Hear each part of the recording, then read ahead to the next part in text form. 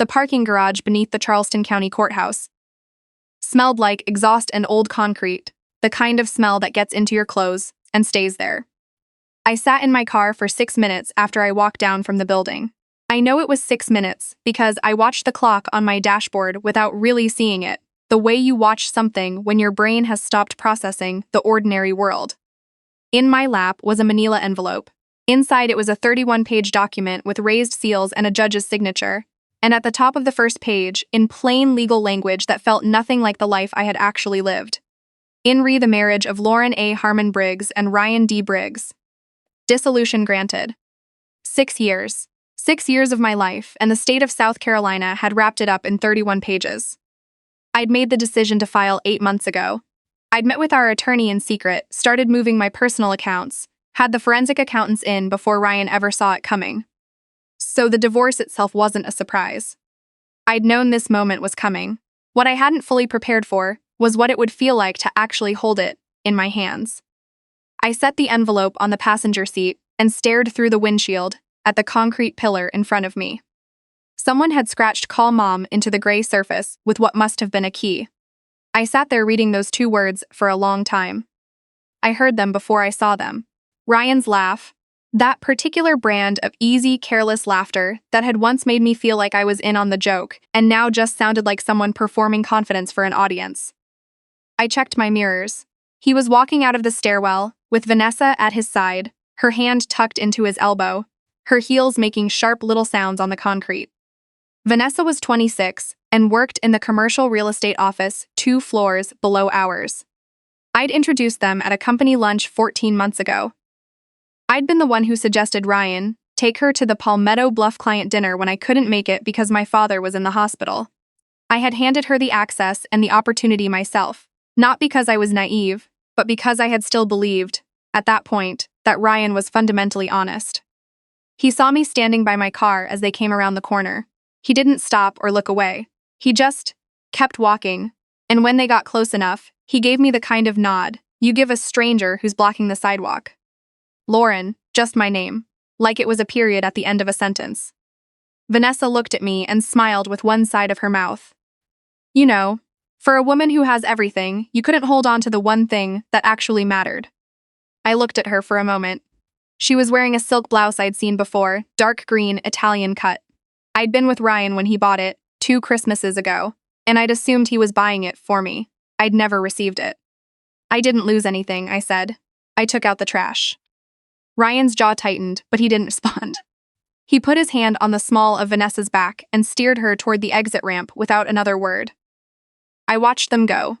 The sound of her heels faded, and then there was nothing but the hum of the ventilation system and the distant noise of King Street traffic. I got in my car and sat there and did not cry. I had done my crying. Already, 8 months of it, mostly at 3 a.m. in the guest room with the door locked, the kind of crying you do when you're not even sad anymore, just exhausted and grief-stricken by your own blindness. I had cried for the version of Ryan I'd believed in, for the years I'd bent myself into someone quieter and more accommodating than I naturally was, for the way I had defended him at the dinner table, when my father sat across from me with careful, neutral eyes and asked questions I didn't want to answer. I picked up my phone and looked at my father's name in my contacts. Richard Harmon. I had called him Dad every day of my life until I married Ryan, and then somehow, almost imperceptibly, the calls had gotten shorter, and the visits less frequent, and the easiness between us had grown stiff with everything neither of us was saying. I pressed call. He picked up on the second ring. Lauren. His voice was the same as it had always been, steady. A little rough around the edges from age. The voice of a man who had built something from nothing, and knew exactly what things were worth. Dad. I had planned to be composed. I was not. The papers are signed. A pause. Not an uncomfortable one. Just the pause of someone who is giving you room. How are you doing? I've been better. I pressed the heel of my hand against my eye. I've also been worse. I'm okay. I'm calling because I need to tell you that you were right. From the beginning, you were right, and I was too proud and too stubborn and too in love with the idea of him to listen, and I'm sorry it cost us 6 years of. Lauren, he stopped me gently. You don't owe me an apology. You owe yourself one, and you've already paid it. I exhaled. The concrete pillar with "Call Mom" scratched into it blurred in my vision. "I want to come in today," I said, pulling myself together. "I want to be there at 2 o'clock. Can you have James meet me, and Frank?" Another pause. Different this time, more deliberate. "I've been ready for that call for 8 months, my father said. I'll have everything in place." I knew then what I had suspected for a while. He had not been idle. Richard Harmon had not built Harmon Coastal Properties from a single 12-room inn on Folly Beach into a portfolio of 14 boutique properties across the Lowcountry by being passive when someone threatened what he'd built. He had been gathering. He had been waiting. He was waiting for me. I drove home, changed into the black blazer I saved for negotiations, and was at our King Street headquarters by 1:45. I hadn't used my executive access badge in almost a year.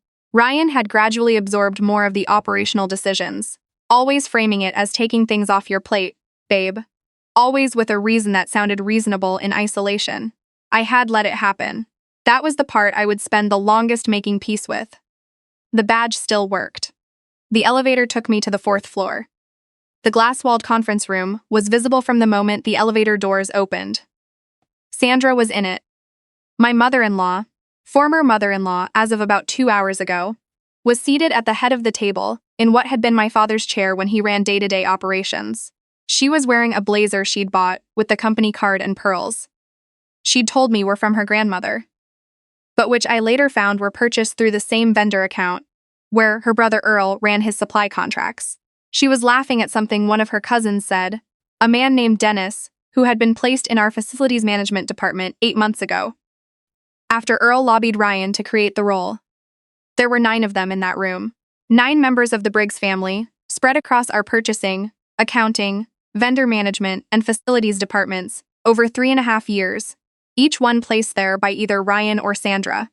Each one who had been given a salary and benefits and access to company systems that they had used, to varying degrees, to drain somewhere between $40,000 and $60,000 a month, from a company my grandfather had started in 1978. I did not knock. I pushed the conference room door open and walked in. The laughter stopped.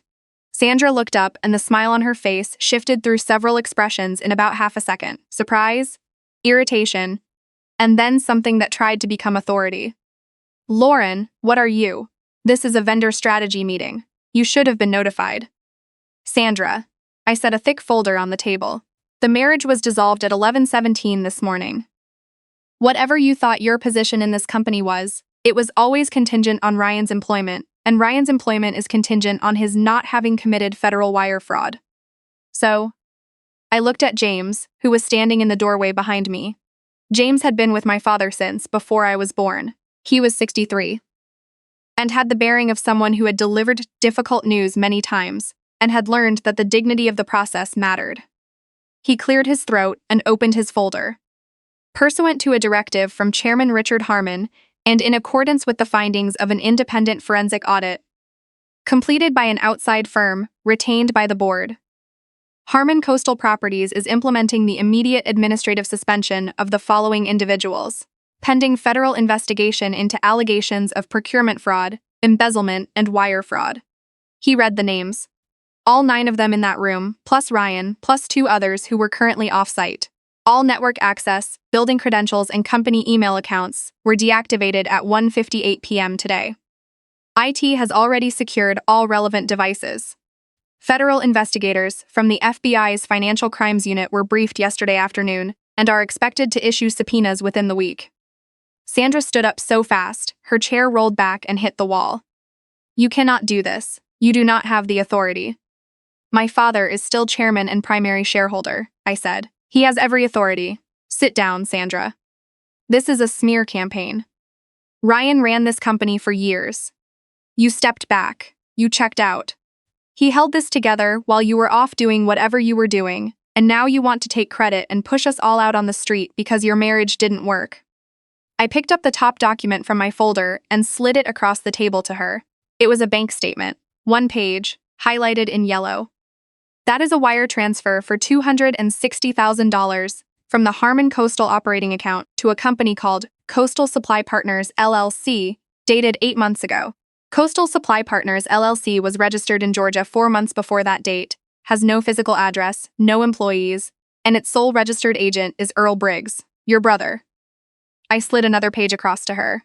This is the invoice Coastal Supply Partners submitted for, quote, seasonal landscaping and outdoor hospitality materials at our Isle of Palms property, 340% above market rate. This happened 11 times over 22 months. The room was very quiet. Sandra's face had gone a color I don't have a good word for. Not red, something ashy and wrong. Her cousin Dennis pushed his chair back from the table and stood up, not meeting anyone's eyes. I'll get my things. Frank and two other members of security moved into the room. They were polite. They were completely immovable. One by one, the Briggs relatives were escorted to collect their personal belongings, their badges placed in a box at the reception desk. The whole thing done with a quiet efficiency that felt almost merciful given what they had done. Sandra stayed until the last of them were gone. Then she stood in the middle of the conference room with her purse on her arm, her pearls, her blazer, her whole performance of authority stripped down to just a woman who taken something that didn't belong to her and had somehow convinced herself she deserved it. Ryan will fight this, she said. Her voice had gone small. Ryan is welcome to hire the best attorney his savings account can afford, I said, which is a much smaller number than it was last week, because we have already moved to freeze the accounts that received transfers from the company. His attorney will explain the rest. I walked to the door and held it open. Goodbye, Sandra. He texted me at 6 that evening. Can we talk? Just once. The place on King St. The coffee shop on King Street had been our place when we first moved to Charleston together, back when we were pretending to be two people building something side by side. I almost didn't go. I went because I needed to close a door properly, not leave it swinging.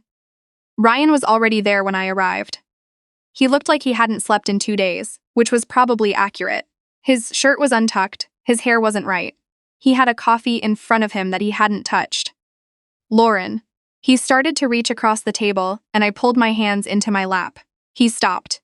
I know I don't have any right to ask for anything. I know that. I need you to hear me say that I know I destroyed everything. Vanessa was using me, she's already gone, and I'm sitting here realizing that I threw away the only real thing I had for someone who was keeping score the whole time. I looked at him. I had loved this man, not perfectly, not wisely, but genuinely, and that truth sat alongside the other truth, which was that while I loved him, he had been systematic and deliberate in his betrayal of me, of my father, of every person who had ever trusted either of us. I reached into my bag and set my phone on the table. I pressed play. His voice came out of the speaker first, then Vanessa's. A conversation recorded 13 months ago in his car, which I had accessed through the cloud backup system he had forgotten we shared. Ryan, my father-in-law has no idea how much has already moved. By the time anyone runs a real audit, I'll have enough to set up clean and separate. Vanessa. And Lauren? Ryan. Lauren trusts me completely. That's her whole problem. I let it run for another 40 seconds and then stopped it. Ryan's face was the color of old paper. I've sent a copy to the U.S. Attorney's Office, I said, along with the accounting records, the vendor contracts, and the correspondence between you and Earl about the Coastal Supply Partners setup. I stood up and put on my coat. You need a criminal defense attorney, Ryan. Not a marriage counselor. I'm not the person who can help you now. I left 2 20s on the table for the coffees and walked out into the evening air on King Street, the live oaks overhead with their Spanish moss, the city going about its ordinary Tuesday evening around me. I breathed in the air and kept walking. The call from my father came at 7 the next morning. Lauren, Sandra is here. I was up and dressed in 20 minutes. She had brought 14 people with her, siblings, cousins, in-laws, a couple of faces I vaguely recognized from family gatherings, and they were parked along the street in front of my parents' house in Mount Pleasant, a neighborhood of wide lots and old trees, the kind of street where this sort of thing had probably never happened before. They had signs, handmade, cardboard and house paint, the kind you'd see at a local demonstration. Harmons destroy families, billionaires crush workers, give us back our jobs. Someone had called a local TV news crew. A camera operator was already there, filming the group from across the street. My father opened the gate himself. He walked out to the end of the driveway in his button-down shirt and khakis, 71 years old, his cane in his right hand, and stood there until the chanting stopped. Sandra. His voice carried easily. I'm going to ask you to come inside and have this conversation privately. Sandra stepped forward from the group. She'd clearly been awake all night. Her hair was pulled back roughly, her eyes red, her voice already cracking with the particular pitch of someone who's been performing grief for hours and has started to believe it herself. There is nothing private about destroying a family, Richard. 14 people are out of work. 14 families. Because your daughter couldn't keep her marriage together, and she's taking it out on all of us. The federal wire fraud charges are not about my daughter's marriage, my father said, calm as a wall. It's lies. It's all lies. Sandra's voice rose. My family worked hard for this company. We gave years. Mom. The word came from the edge of the group. A boy, maybe 15, standing near the back. He had Ryan's jaw and the look of someone who was deeply uncomfortable being where he was. I recognized him. Kyle. Ryan's son from his first marriage, raised in Greenville by his mother. He'd come to our house for Thanksgiving twice, a quiet kid who mostly talked to me about soccer and whatever book he was reading. I had no idea how he'd ended up here. Mom, I want to go home. He called Sandra Mom. He had since he was small. Kyle. Not now. No. He stepped out of the group.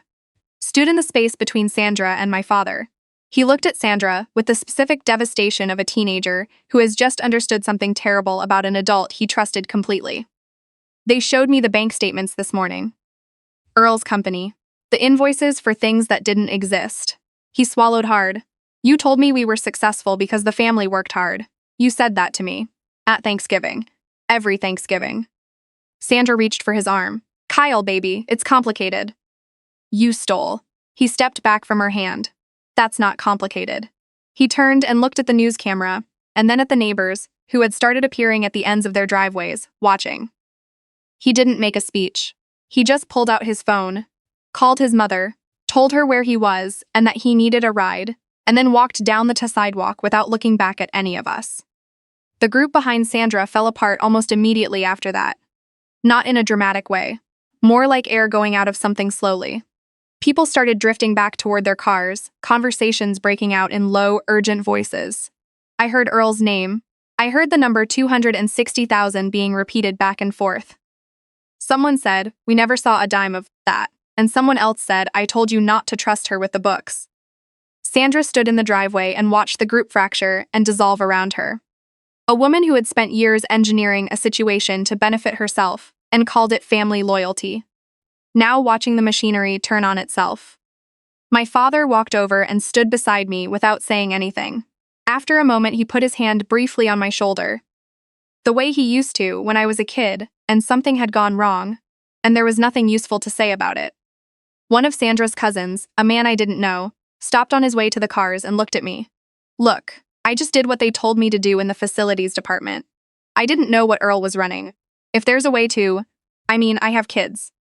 Call James on Monday, I said. Anyone who wasn't part of the fraud scheme will get a proper severance package and a reference letter. But I need you off this property right now. He nodded and kept walking. Sandra didn't move for a long time. Eventually, she sat down on the curb at the end of the driveway and put her face in her hands, not performing anymore. Just sitting there, with what she had done and what it had cost everyone, including herself. I didn't feel triumphant. I didn't feel much of anything. Standing there in the morning light with the Spanish moss in the live oak above the driveway, moving in a little coastal breeze. I just felt the particular quiet of a thing being finally over. Patrick, our company attorney, called me the following Thursday. Ryan had been picked up Wednesday evening. He'd driven to the Isle of Palms property after hours using a key card that had been in a jacket pocket and missed in the initial deactivation sweep. He was found in the back office server room attempting to copy a hotel management system's client database onto an external drive. The property manager, tipped off by another staff member, had called the local police, and the Charleston FBI field office had coordinated a pickup. Corporate espionage, theft of trade secrets, and obstruction of an ongoing federal investigation, Patrick said. Combined with the wire fraud counts, his attorney is going to have a very long year. I thanked him and hung up and sat for a moment at my desk. Outside my window, King Street was doing what it always did on a Thursday afternoon. People walking, a horse-drawn carriage going past headed toward the market, the pale blue of the sky above the rooftops. The city going on, the way it always did, regardless. I opened the budget spreadsheet I'd been working on and went back to the numbers. On Saturday morning, my father drove us out to Folly Beach. We didn't talk much on the way. He had an old Springsteen album playing low, and we watched the marsh grass go by on either side of the road. The egret standing motionless in the shallow water, the light coming in flat and golden the way it does at that hour. The inn at Folly Beach was the first property. My grandfather had built it in 1978, 12 rooms, a wraparound porch, and a view of the Atlantic that still stopped me every single time. We'd renovated it twice over the years, but kept the bones of it, the wide plank floors and the original hand-painted sign above the front door. Harmon's Folly Beach Inn. We parked and walked up to the water. My father moved slowly with his cane, but he moved steadily, the way he always had. The beach was mostly empty that early. A few dogs running at the waterline. The smell of salt and low tide, and the particular piece of the Carolina coast. We stood there for a while without saying anything. Dad, I kept my eyes on the water. Were you angry at me for the 6 years, for bringing Ryan in and not seeing it sooner? He was quiet for a moment. The ocean moved in and out. A pelican coasted past us low over the water, effortless. I was never angry at you, he said. I was scared for you. There's a difference. He leaned on his cane. I found the first discrepancies in the vendor accounts 14 months after Ryan started. I had Patrick open a separate file that I didn't tell you about. I kept it updated. He paused. I could have told you then. But Lauren, if I had walked in and laid it all out in front of you when you were still in the middle of loving him, you would have been torn in half. And even if I'd convinced you, you would have carried it. The doubt about whether you could have seen it yourself, the sense that you'd had to be rescued. He shook his head slightly. My father built this business. I grew it. But you're the one who's going to take it somewhere neither of us imagined, because you have something I didn't at your age. You understand people all the way through, the good parts and the rotted ones. I needed you to develop that fully. I needed you to find your way back on your own terms. I looked at him for a long time.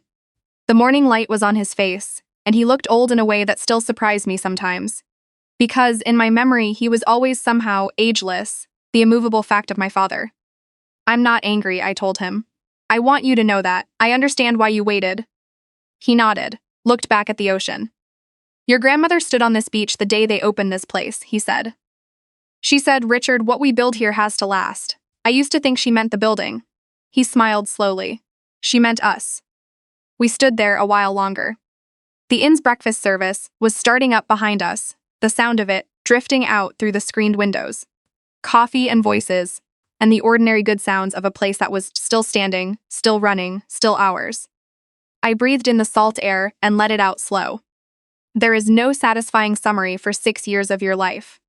No moral that ties it up neatly enough to hold. What I can tell you is what I've come to believe since then. That the people who try to take what they haven't built are always, eventually, undone by the weight of their own taking. And that the people who build things, who pour their actual selves into something real, those people can come back from almost anything. Because what they have isn't dependent on anyone else maintaining the illusion. My father waited for me to find my way back, because he knew I would. I'm grateful every day that he was right. To anyone listening who is in the middle of their own version of this, the long sleepless nights, the slow dawning realization, the weight of being the last one to understand what was happening to you. I want you to know that being the last to know is not the same as being weak. Sometimes it just means you loved something real enough to not let go easily. And when you finally do let go, you'll find yourself standing with both hands free. Use them well. Take care of yourselves. Thank you for being here.